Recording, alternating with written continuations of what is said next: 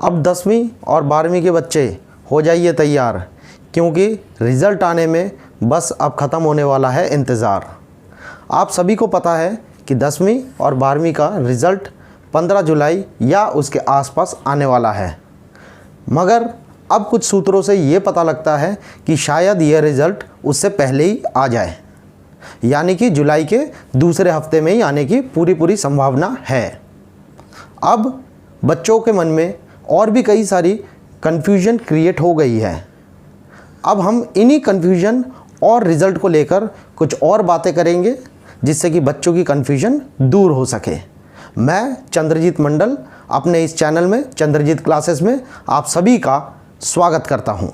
सबसे पहले मैं ये बोलना चाहूँगा कि मेरे प्यारे बच्चों, चाहे वह 10वीं के हो चाहे वो 12वीं के हो, आप लोग अपने मन से बिल्कुल डर को हटा दें, क्योंकि रिज़ल्ट को लेकर जो डर अभी तक बच्चों के मन में चल रहा था या कन्फ्यूजन जो मन में चल रही थी, आप उसको दूर करें। क्योंकि आपको सभी को पता है कि इस बार एग्ज़ाम पूरी तरीके से कंप्लीट तरीके से नहीं हो पाया था, जिसके वजह से रिज़ल्ट को मॉडरेट वे से निकाला जा रहा है। तो जब मॉडरेट वे का यूज़ किया जा रहा है, इसका मतलब आपका रिज़ल्ट अच्छा ही आएगा। अगर आपने थोड़ी सी भी मेहनत करी है और एग्ज़ाम को कुछ हद तक भी अटेम्प्ट किया है, तो आप बेफिक्र हो जाइए और आपका रिज़ल्ट पक्का अच्छा होने वाला है। अब आप ये भी जान लीजिए कि रिज़ल्ट को पास होने की क्राइटेरिया क्या है। वैसे तो हम सभी को पता है कि 33% यानी 33% चाहिए होता है एक बच्चे को पास होने के लिए, मगर इस बात को भी समझना पड़ेगा कि क्लास 12th के बच्चों के लिए यह सिस्टम थोड़ा सा अलग है। कैसे अलग है, इस बात को जान लीजिए। क्योंकि क्लास 12th के बच्चों को 70 मार्क्स का थ्योरेटिकल एग्ज़ाम देना होता है और 30 मार्क्स का प्रैक्टिकल होता है, और दोनों ही बार यानी दोनों ही सब्जेक्ट में theory as well as practical में इंडिविजुअली 33% होना जरूरी है, तो ही आप उसे पास घोषित कर सकते हैं। लेकिन अगर हम 10th की बात करें तो ऐसा कुछ भी नहीं है।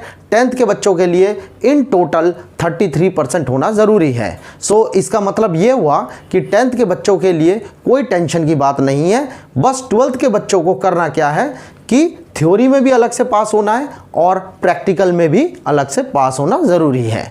समझ गए इस बात को? बस इस बात को जान ले कि किसका रिज़ल्ट ख़राब हो सकता है, क्योंकि जिन बच्चों ने अभी तक एग्ज़ाम में कुछ लिखा ही ना हो या बहुत नामात्र का लिखा हो, जो कि 33% यानी 33 नंबर देने लायक भी ना हो, उन्हीं का रिज़ल्ट रुक सकता है। सुनने में ये भी आता है कि इस बारी CBSE पूरी तरीके से बच्चों का साथ दे रहा है और ग्रेस मार्क्स भी अगर ज़रूरत पड़ती है तो देंगे।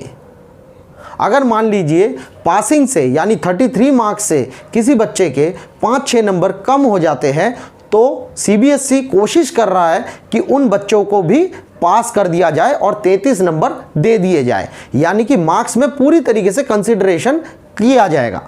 तो फिर बच्चों के लिए कोई टेंशन वाली बात ही नहीं रहती।